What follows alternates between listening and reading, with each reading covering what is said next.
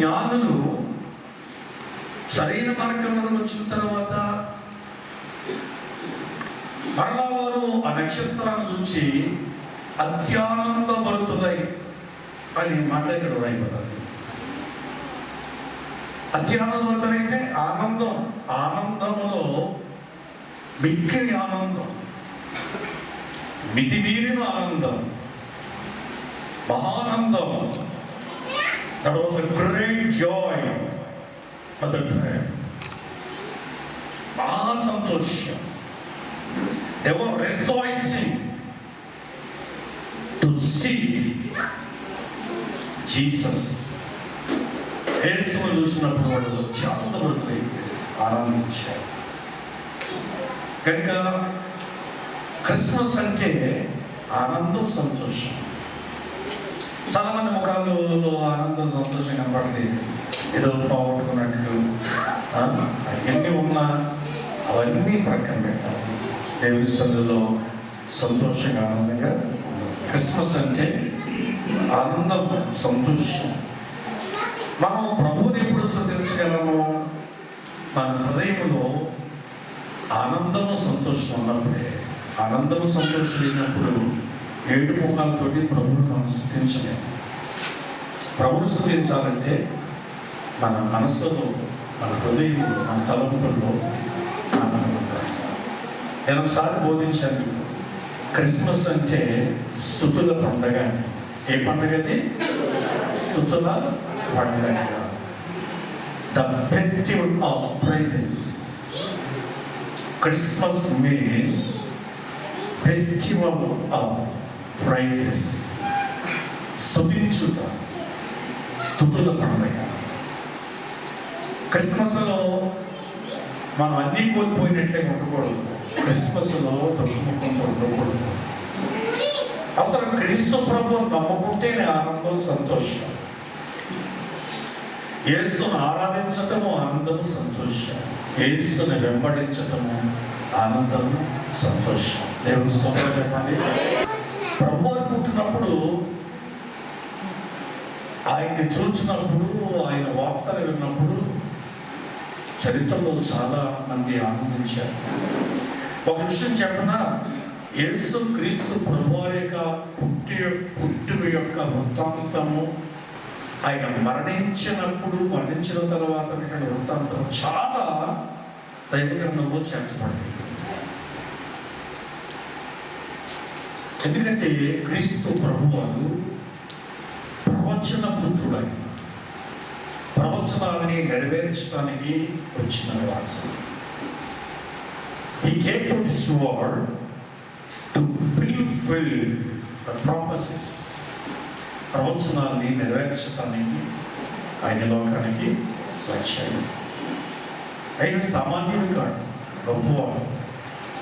అంచేత ఆయన నమ్ముకున్నటువంటి వారు సంతోషించాలి, ఆనందించాలి, ప్రభువుని స్తుతించాలి, ఘనపరచాలి, మహిమపరచాలి. Praise the lord. Hallelujah.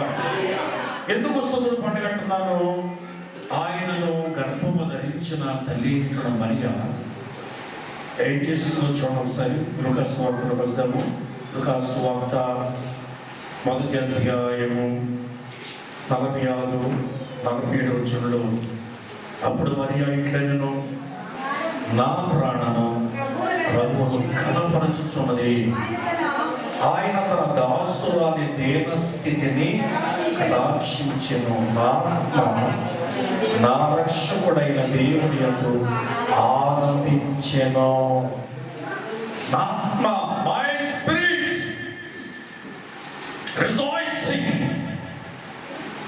In my saviour.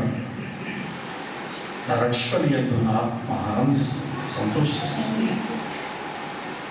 Christmas పండుగ చేసుకునేవాళ్ళు బిర్యానీలు, కేకులు, పలహారాలు రకరకాలైన కూడా సిద్ధపరచుకుని ఆప్యాయంగా వాటిని భుజించడం కాదు.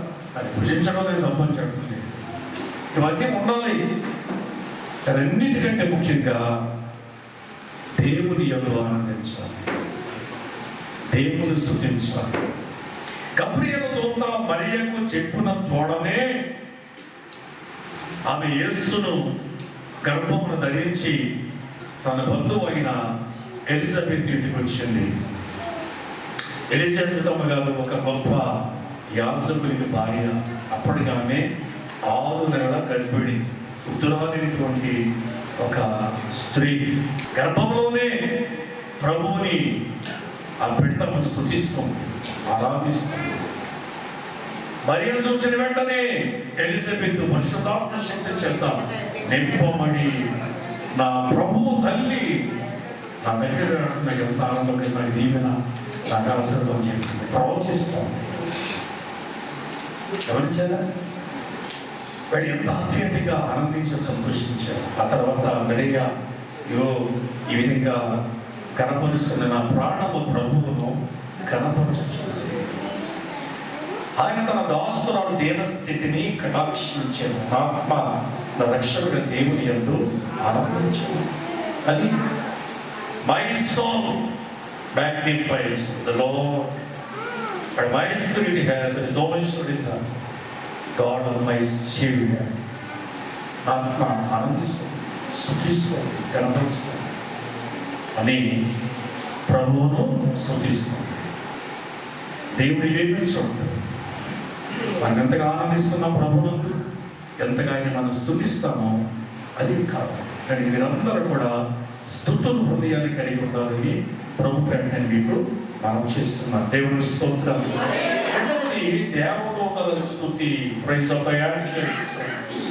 దేవదూతలు స్తుతిస్తున్నాయి. లూకాసు వార్త 2వ అధ్యాయం 14వ వచనంలో, సర్వోన్నతమైన స్థలంలో దేవునికి మహిమయు, ఆయన ఇష్టమైన మనుషులకు భూమి మీద సమాధానమును కలుగునుగాకనే దేవునికి స్తోత్రము చేయుచుండెను.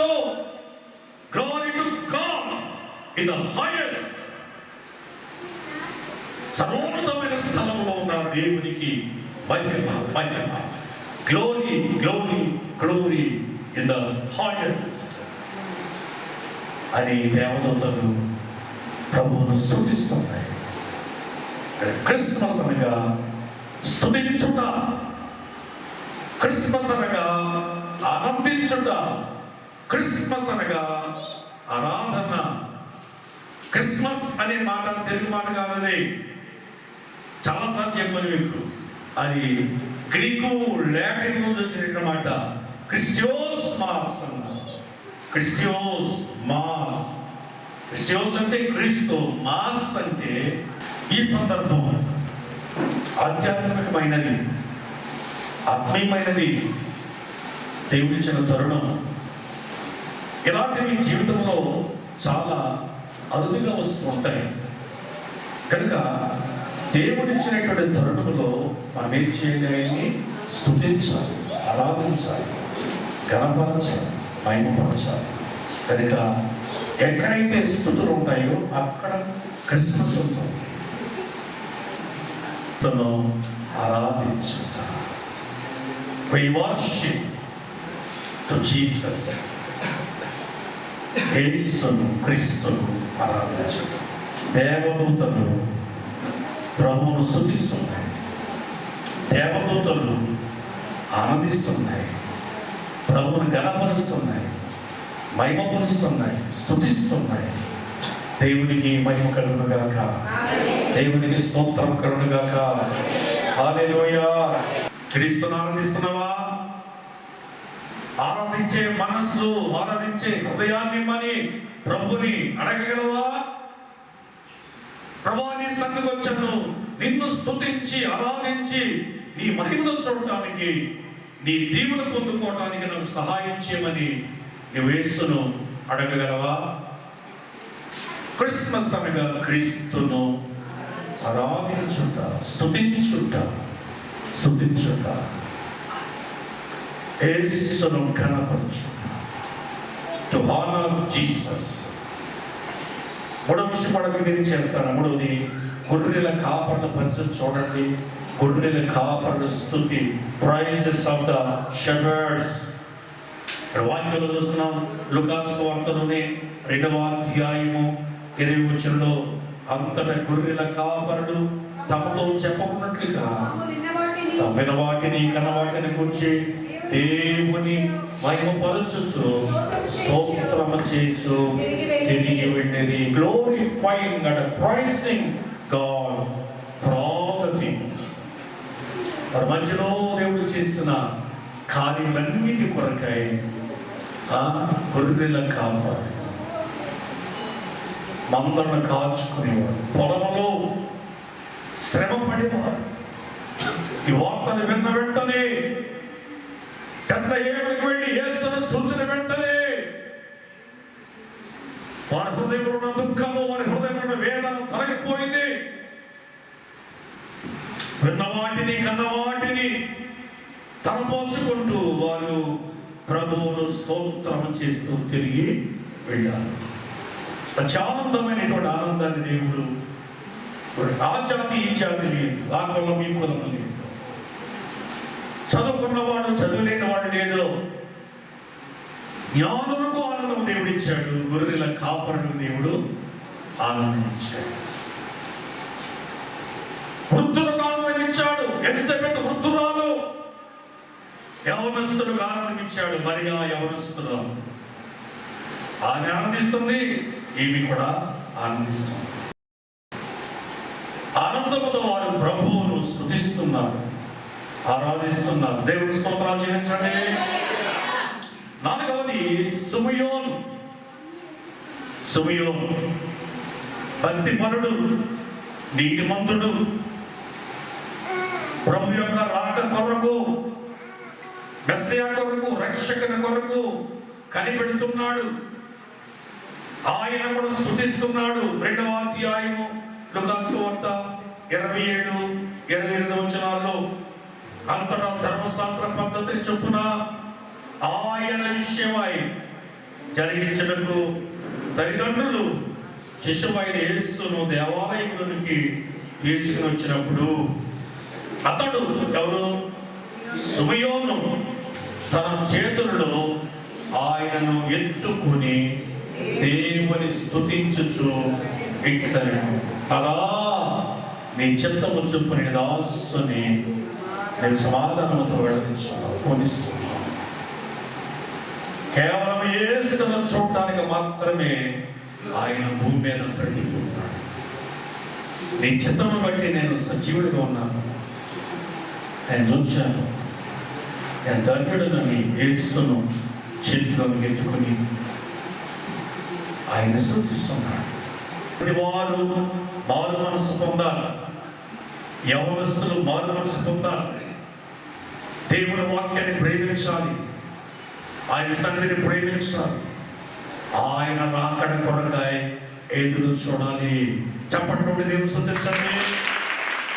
యేసు రాకడ కొరకాయ ఎదురు చూడాలి. యేసు రాకడలో ప్రతి ఒక్కరు ఎత్తబడాలి. సిమియోను వృద్ధుడు, భక్తిపరుడు, నీతిమంతుడు, దేవుని రాజ్యం కొరకు కనిపెడుతున్నాడు. ఆయన ప్రభువుని ప్రార్థిస్తున్నాడు, ప్రభువుని స్తుతిస్తున్నాడు. చివరి ఒక మాట చెప్పి ముగించేస్తాను. చివరిగా అక్కడే మనకు కనపడుతుంది ఒక స్త్రీ, అన్నా ప్రవక్త్రి. ఆమె కూడా వృద్ధురాలే, 7 సంవత్సరాలు మాత్రమే సంసార జీవితంలో ఉన్నది. ఆ తర్వాత కాలమంతా కూడా విధవగా ఉంది. తన జీవితాన్ని దేవుని సేవ కొరకై అంకితం చేసుకుంది. దేవుని మందిరాన్ని విడిచిపెట్టకుండా ఉంది. దేవుని మందిరానికి వచ్చేవాడికి పోయేవాడితో కూడా రాబోయే మెస్సయ్యను గురించి మాట్లాడుతుంది, కనిపెడుతుంది. ఏం జరిగింది చూడండి, 2వ అధ్యాయము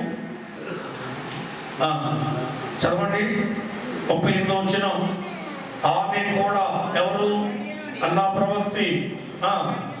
ఆ గడియలోనే లోపలికి వచ్చి, అది ఎవరు కొనియాడింది? లోపలికి ప్రవేశించిన వెంటనే ప్రభువును స్తుతించుకుంటూ రావాలి. ఆమె ఏం చేస్తుంది? లోపలికి వచ్చి దేవుని కొనియాడి యెరూషలేములో విమోచన కొరకు కనిపెట్టుచున్న అందరితో ఆయన గురించి మాట్లాడుచుండు. హల్లెలూయా. ఒకరినే కదండి, అనేక మంది యేసు రాక కొరకై, మెస్సియా రాక కొరకై ఎదురు చూస్తున్నారు, కనిపెడుతున్నారు.